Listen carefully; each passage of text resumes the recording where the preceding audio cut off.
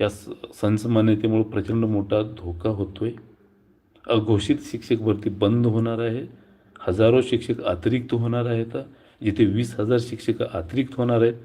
हे आंदोलनातल्या आपल्या 2 मागण्या मान्य झाल्या तर त्याच्यात लवचिकता येऊ शकते. जवळपास 12,000 शिक्षक अतिरिक्त होणारे आपण कमी करू शकतो.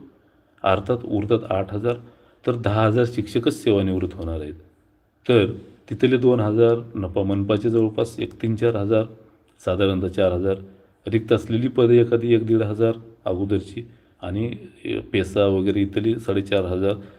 नंतर मग समाज कल्याणच्या जरी जागा आल्या किंवा आश्रम शाळेच्या आल्या जागा तर तिथल्या साधारणतः 1,000-3,000 पदं असे मिळून आजही आंदोलनातल्या 2 मागण्या पूर्ण झाल्या तर आजही जिल्हा परिषदेचे 10,000 ते 12,000 शिक्षकांच्या जागा येऊ शकतात आणि संस्थेच्या या जवळपास 20,000 बी येऊ शकतात, 25,000 बी येऊ शकतात.